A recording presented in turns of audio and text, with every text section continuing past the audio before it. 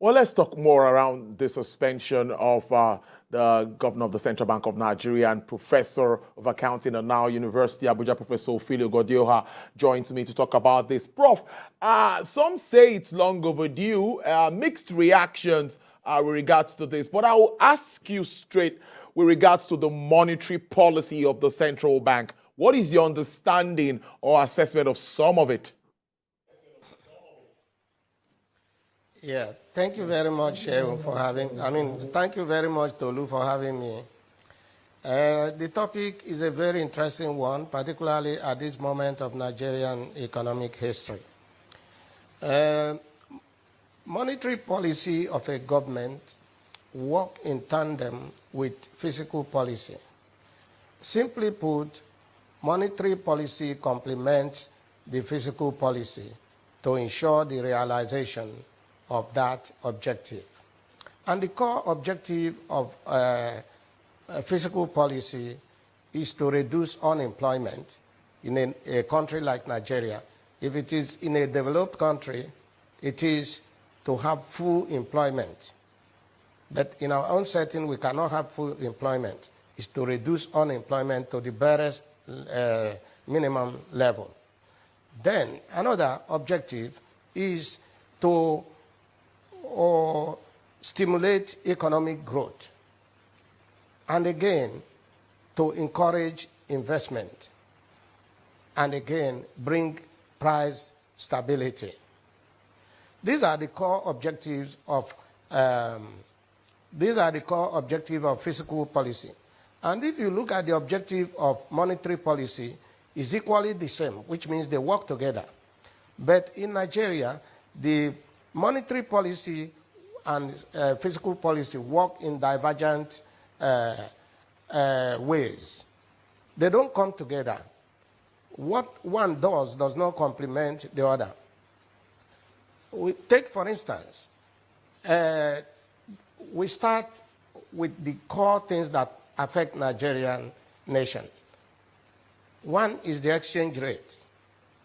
Before Emefiele came in 2014, the official exchange rate to dollar to USD was 165 naira per dollar. Now, this month that Emefiele is leaving, the exchange rate per dollar is now 447 naira per dollar.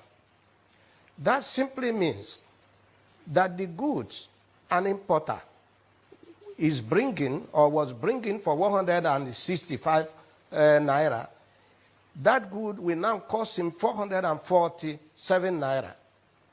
Not because the foreign countries where he imported increased the price, but because of the monetary policy of the federal government anchored by CBN.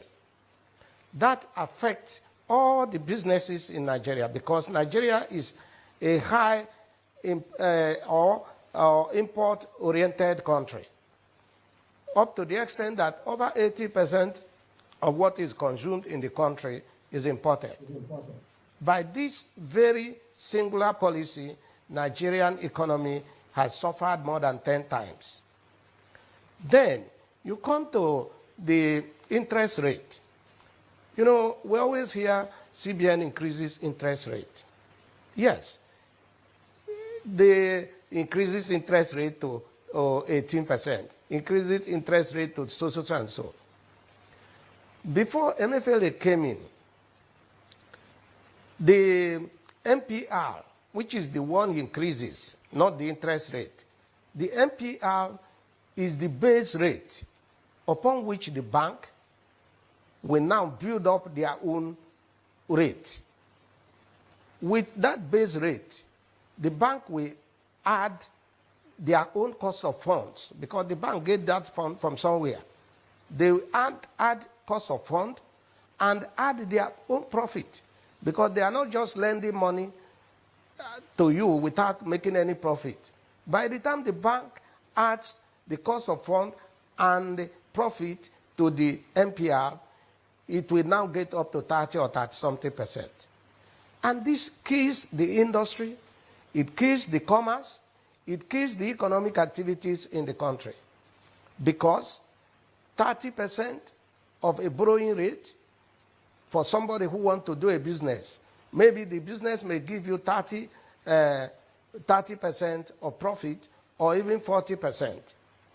If you are making 40% profit for a business and you use 30% for cost of funds, why there are so many other costs that are more than 5 coming in, it all means you have to forget about that business because fund alone are taking 30%. Other costs may take more than also 20 or 30%. So that business, you cannot do it. This is why in Nigeria, businesses are shrinking.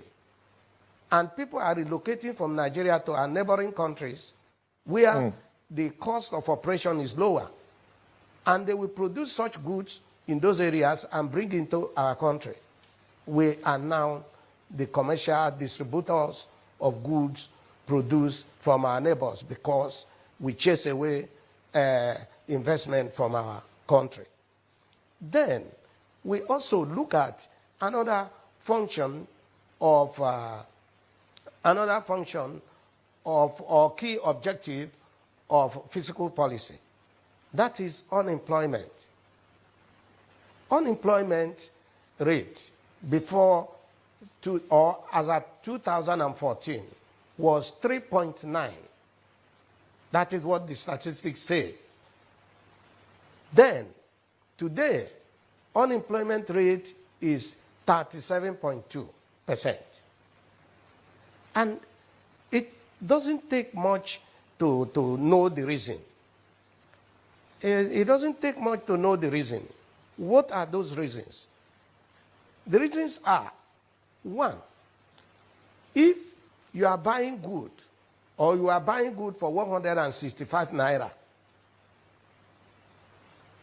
in 2014, and now the good is costing you 447 naira because you are doing that business from Nigeria. What do? You leave Nigeria and go to another place. You relocate, and this is why they are relocating to other countries. And by the time you relocate, unemployment increases. Then for those who could not relocate, what else do? They have to reduce the employment because workers are always the first to be at the casualty. If the person has employed maybe 400, he will decide to manage with 250. And if he manages with 250 because he needs to survive, what happens? Unemployment increases. And if unemployment increases, where does the monetary policy complement the fiscal policy of reducing unemployment? So these are key issues that touch in our economic life. Then we look at the inflation rate. As at the period of 2014, inflation rate was 8%. Why? Why is it? What is it today? Today is 22.2%. Well, like I said earlier, it doesn't take a rocket science. It doesn't take a rocket science to know why it goes up. Prof, allow me to interject you, Prof, if you can hear me. Prof. Okay. Yes, I like to ask, because there's been a lot of issues. Yeah, I like the way you're breaking it down there, identifying where there are some lapses and what can be done better. But some will say that some of these decisions were not solely taken by the CBN governor. What did you think would have been done before now to address some of these shortcomings? One particular one is for the FX, where we have multiple windows. And that has led to disparity between the official rate and, of course, the rate in the other market. So what did you think others on that team? The MPC, we have academias on that panel, and they all sit around the table. What would have been done to save our economy from this? The securitization of 22 trillion naira is also something that has been generating reactions.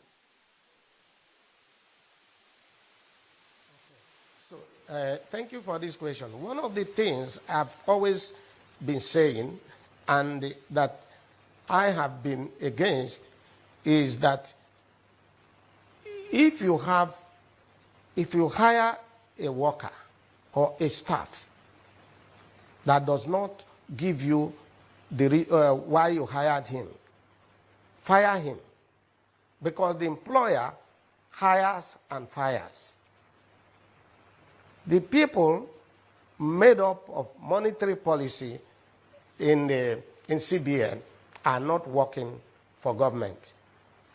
They are working for something else, which I don't want to talk because there are too many things coming in there that is not, I'm not the person to comment on.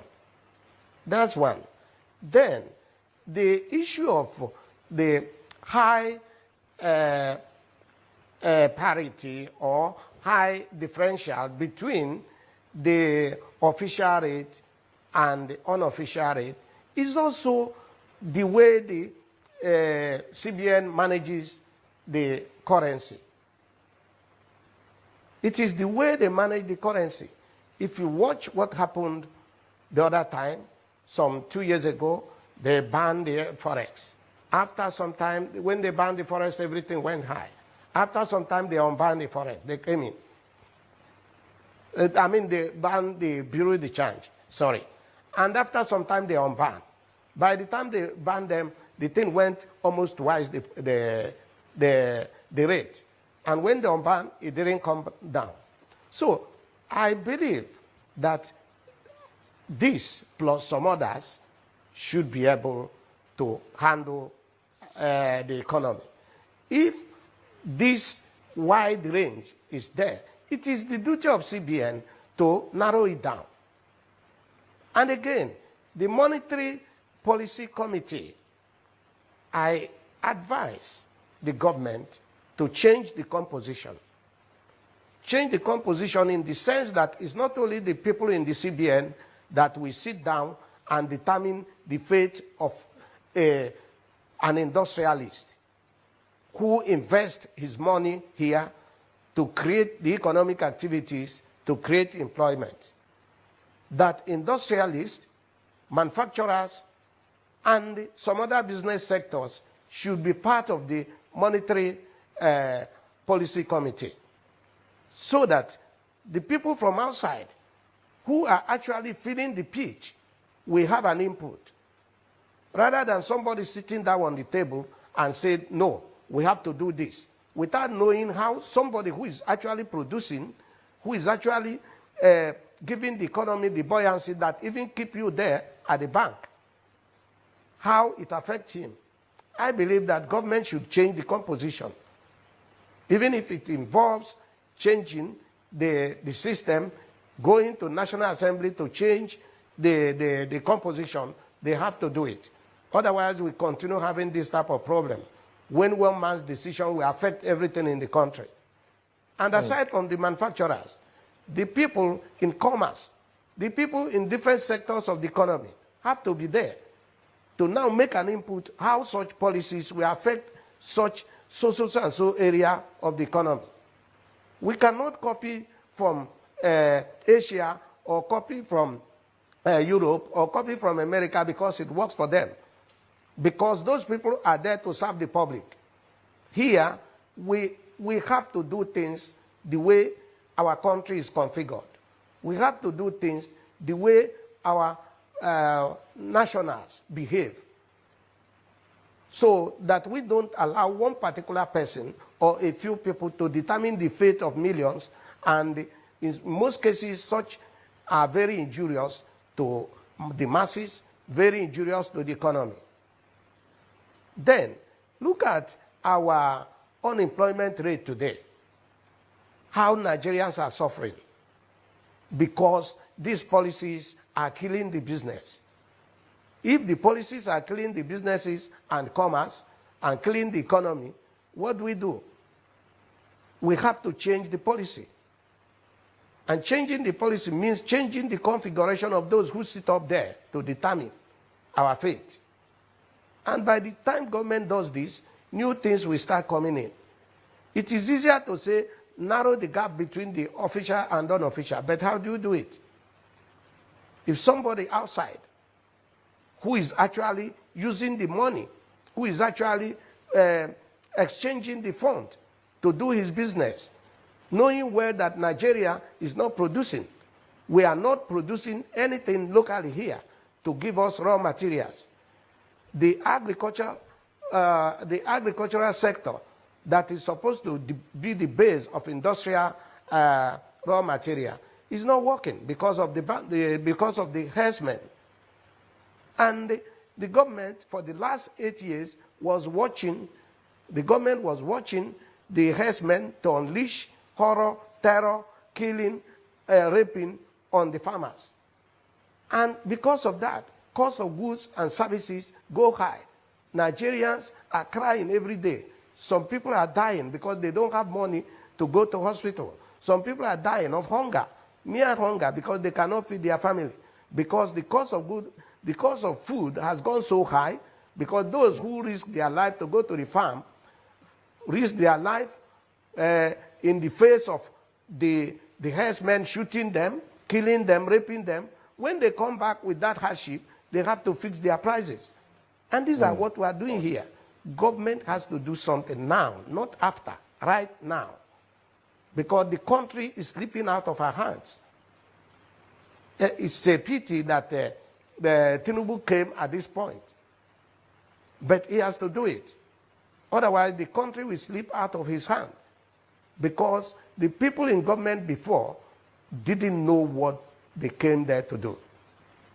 First of all, they didn't know what they came there to do. If you look at it from even the people they hired, putting a square peg in a round hole, putting an engineer to do, putting a lawyer to do an engineering job, putting a lawyer to do accounting job, putting all these type of things in this way, and you expect the country to move. I advise this country, the president, apart from changing what is the composition of Monetary Policy Committee, many things have to be changed, starting from the appointment. There are bright engineers in this country that will do the engineering job and assign the lawyers to their job, because there are so many legal work in this country, because country also live on the legal framework. Assign them to their respective positions. Then you will get the result. Let engineers do their job. Let accountants do their job. Because I don't want to mention at a particular time when somebody who doesn't know anything about accounting became in charge of budget. Somebody who doesn't know anything about engineering. You can hear me. Go to the highest you're a professor of accounting now university. Thank you so much for your insight into this discourse. I see the passion there, talking about monetary policy and what needs to be done right at this moment with regards to monetary policy. We always talk about that handshake between the monetary side and the fiscal side. I'm sure our professionals and, of course, our deciders, those that will decide economic policies, are listening to this conversation, and they will pick a point from what you've laid out. Thank you so much. Do enjoy the rest of your day, and happy Democracy Day.